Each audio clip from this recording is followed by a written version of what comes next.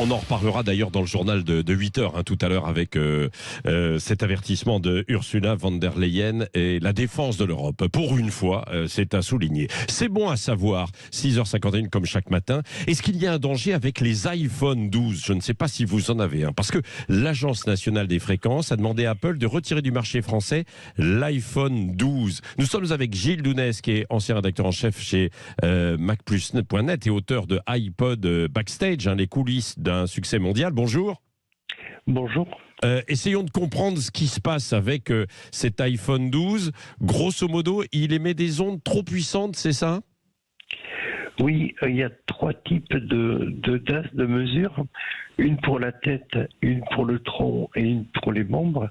Pour la tête et le tronc, c'est 2 watts par kilo. Et pour les membres, c'est-à-dire quand vous tenez votre iPhone, votre téléphone à la main ou que vous l'avez dans le sac, c'est 4 watts par kilo.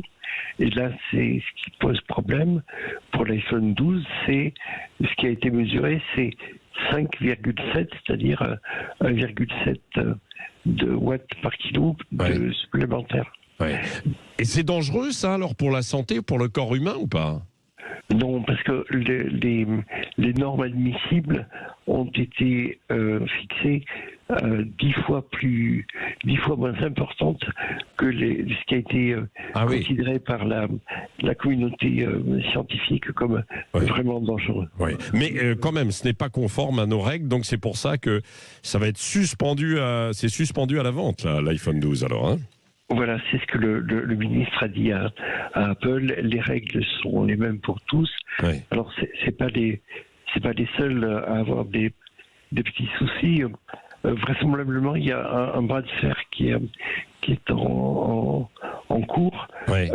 Il y a une association qui s'appelle PhoneGate Alert qui a demandé à la NFR de publier les données qui étaient jusqu'ici qui traînaient et ils ont menacé de rester en justice et à ce moment-là branle-bas de combat et c'est un peu l'iPhone 12 c'est Apple qui a pris pour tout le monde parce qu'il fallait marquer le coup. Oui. Alors mais comment ça va se passer maintenant là ? Parce que il y a déjà des iPhones qui sont en circulation depuis longtemps puisqu'il est sur le marché. Pour ceux qui ont l'iPhone 12 là, actuel, très concrètement ils vont être appelés par Apple, ils vont recevoir un message. Qu'est-ce qui va se passer ? Alors Apple a 15 jours pour faire une mise à jour logicielle pour faire baisser le taux le DAS en deçà de la norme admissible et faute de quoi éventuellement le ministre a déclaré qu'il demanderait le retrait. Mais bon, il y a 15 jours, Apple a contesté les mesures de la NFR qui seront effectuées par un laboratoire allemand indépendant. Ils ont dit qu'ils produiraient eux-mêmes des mesures qui sont conformes d'après eux.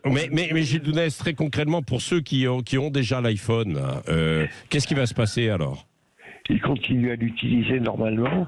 On reste encore une fois dans les données admissibles. Il n'y a pas de. Mais il va y avoir une mise à jour. Il va y avoir une mise à jour. On va recevoir un message. Alors, Apple va faire une mise à jour. Mais on n'aura pas besoin d'aller emmener son téléphone chez Apple dans un magasin. Du tout. Il y a une mise à jour. Il y a une semaine de sécurité en urgence qui s'est effectuée automatiquement. Là, ça va être la même chose.